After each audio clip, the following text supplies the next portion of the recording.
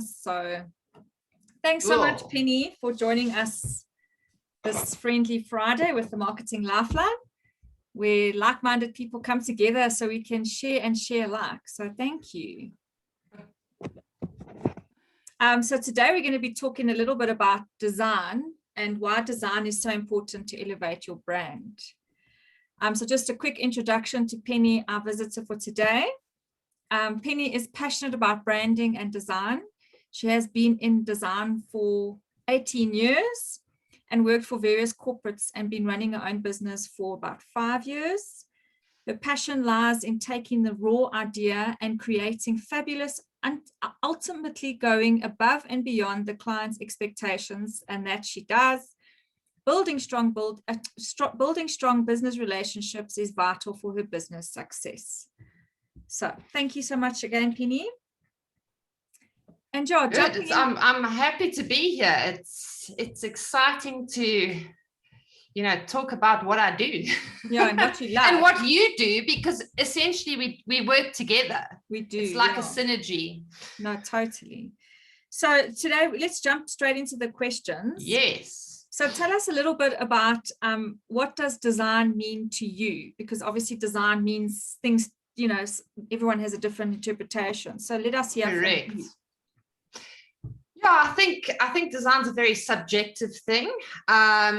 It's a lot of your sort of influences around you growing up, your environment, and that sort of leads to a lot of your likes and dislikes. But for me, it's a way to bring a whole bunch of ideas together and create an awesome visual, emotional, and also a memorable experience. It allows me to actually unlock my imagination and express it daily. It's ever changing, which I love. With design, the possibilities are endless and you can never really get bored. Yes, no, I hear you. I think there's always clients that come along with something different, and they want to try something, so you can explore, and I like that, the exploratory side of things. Look, some people know what they want and they're quite defined with that, but there are others that let you have carte blanche. So I don't know which one is easier, but I think from experience, maybe carte blanche isn't the easier option, is it? No, because as I said, again, it's subjective. So awesome. So let us know, like, what inspired you to then do design? Was it the colors or the programs, or was it that you just saw things in the world in a different way? What inspired you to do design? Yeah, I think from a respect, as far back as I can remember, I've always loved creative outlets. Breathing life into design, making it a reality. Back in the day, I loved creating sort of fantastic party experiences for my younger sister. And her friends would line up at the end of the day and go, when is the next party? Is that now the twin sister, or is that just you? No, that's the younger one. Oh, younger, okay. Me and the twin would do it together. Yeah. But that, and doing things for my granny while she was sick in bed, doing a stage act for her, just bringing an experience into that surround and just changing it up. And I think that's, for me, design is just that. It's thinking creatively and out of the box. Yeah. And as my saying goes, if I can dream it, I can design it. Yeah. Absolutely. And I think more so, there's so many aspects in our lives that have design. It is all about that emotional connection. Absolutely. Because by human nature, we are connected to certain things, whether it's a color or a shape, it's all design, Never mind. It's like you've seen something in your subconscious that you like, and then it's not necessarily, how should I say, a new idea. It's just something that you've seen that you like, that you can incorporate into, let's say you're redesigning your house. Yeah. You've seen something that you really like and you want to pull it in, but you've seen it somewhere. Yeah. And yeah, I guess no design is really original. Yeah.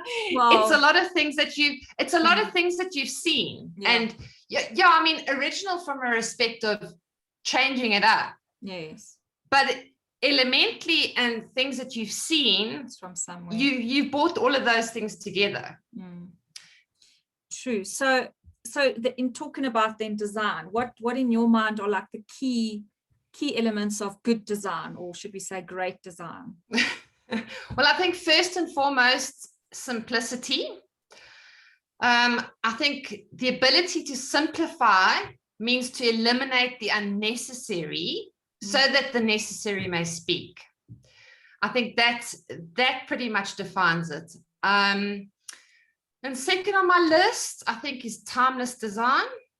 Yeah. I mean, as a designer, I think I have a duty to create timeless design. And I think to be timeless, you really have to think far into the future, not just in the next year, not even in 2 years. In 20 years' time, will that brand still be timeless? Yeah. And I think that's yeah, I mean, if you've noticed, I mean, sure, brands get a refresh, they get from time to time, but the essential setup of that logo or that brand to be timeless. You don't go away, move too much away from it. You just enhance it and embellish it. Yes. So I think getting that core right from the beginning is quite essential. And I think thirdly, color can evoke certain emotions, and I think your color choice is representative of your brand. I mean, if you want to be like, I mean, for instance, McDonald's, they use red and yellow because there is psychology behind it. Red is a stimulating color. It's like it denotes activity and it increases your heart rate. Yellow is also a very visible color. So I think with all of those things in mind, food, it stimulates that. So they've gone with that sort of color palette for a reason. Yeah. And those are the things. And I think your brain actually processes color before it processes words or shapes. So that's why I think the fast food chain went with that. I think that's why McDonald's chose that. Yeah, so I think colors have to resonate with you. If it's your brand and you want to speak about your brand and relate, I think that is quite an essential part. Yeah, that's the one that I like quite, that resonates with me, is definitely simplicity.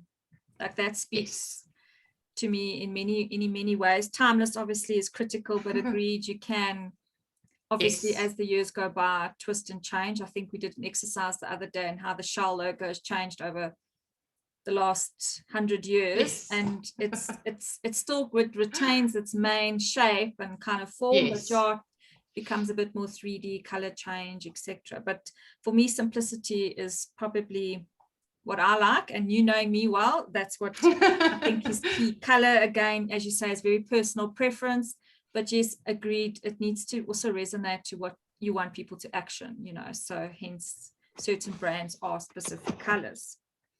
So how can design then enhance a brand and really the touch points, going through the marketing process and starting off by driving perhaps on the highway and seeing a billboard and engaging with the brand via the internet or on social platforms, and then possibly seeing an email. How does a brand how does design enhance branding and kind of to get people? Well, I think great design enhances your brand story. So you've got to be sort of you've got to drive that brand story, and so basically encouraging continuity, fostering curiosity, which suggests a growing brand. So that continuity is important. important.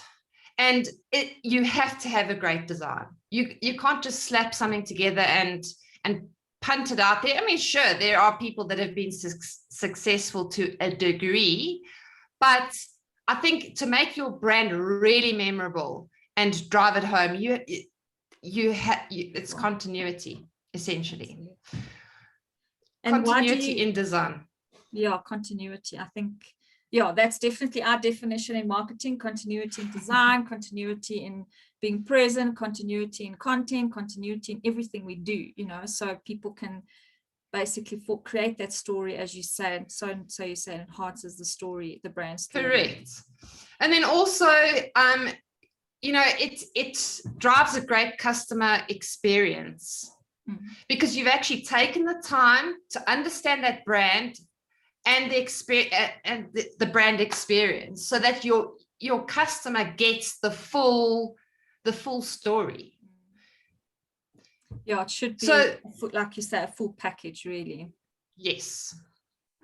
So, and then also, great design makes the brand memorable, from your logo right down to your choice of colors. So it's basically intentional, and it's carefully chosen design decisions. Yeah, absolutely. That are critical. Yeah, I think that kind of comes to the thought of the McDonald's golden M. Hey?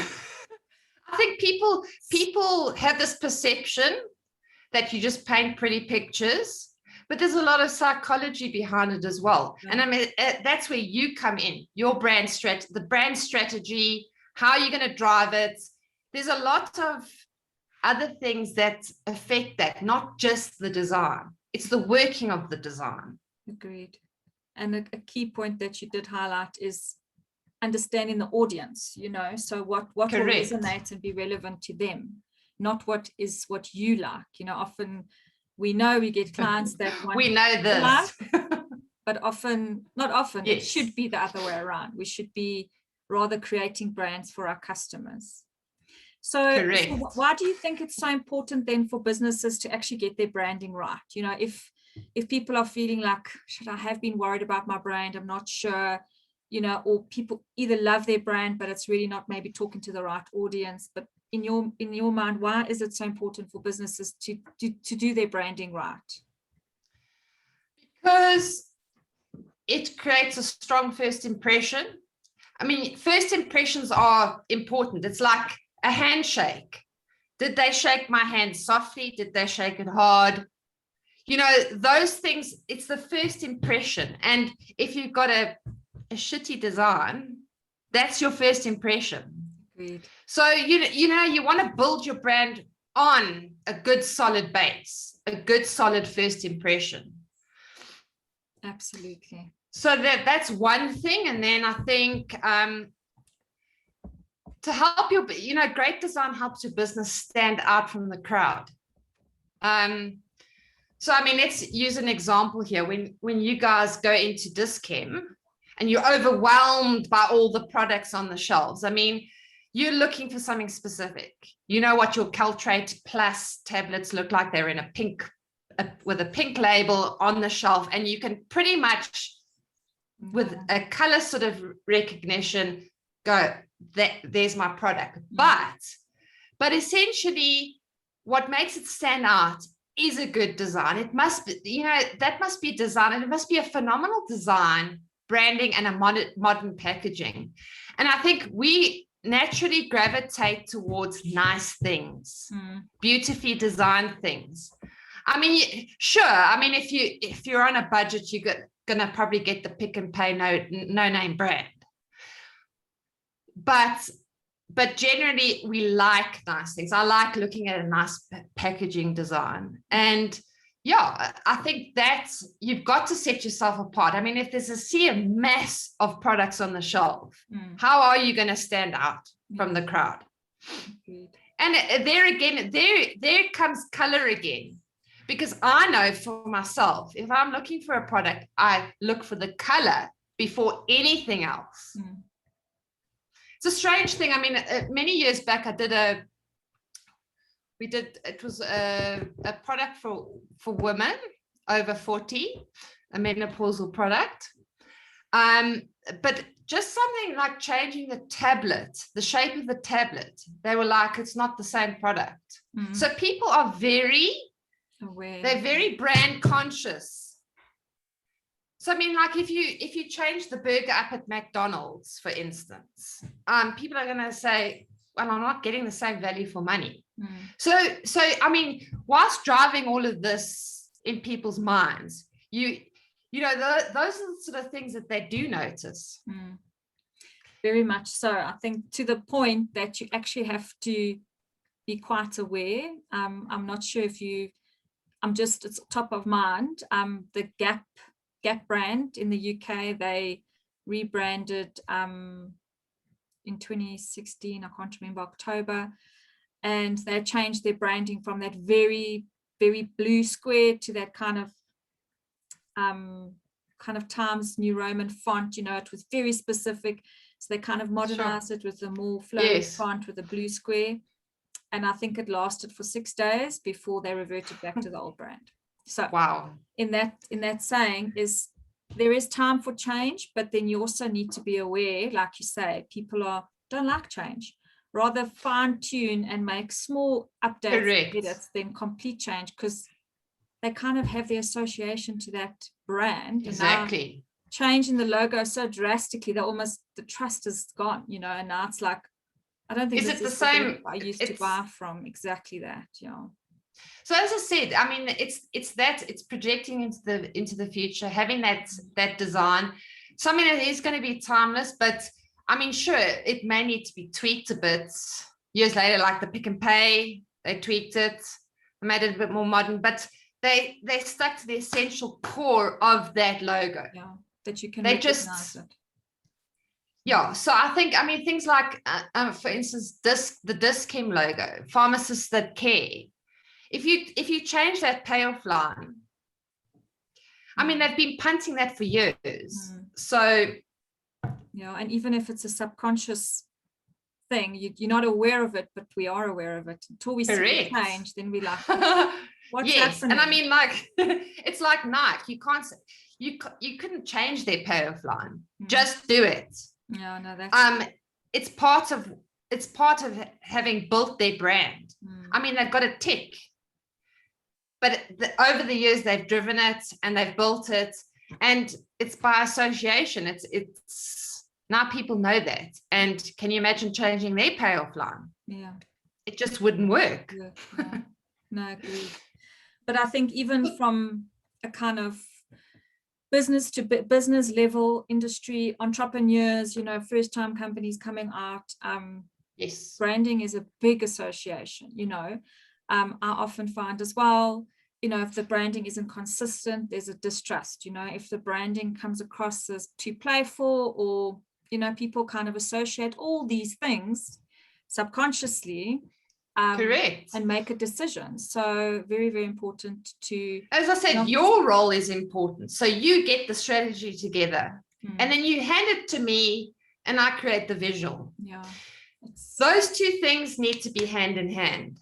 And I think everybody tries to do their own, you know, build their own brand strategy, build their own logo, and essentially you need to leave that to the experts. Yeah. We work with you to achieve what it is you are looking to get, but essentially you do need that input.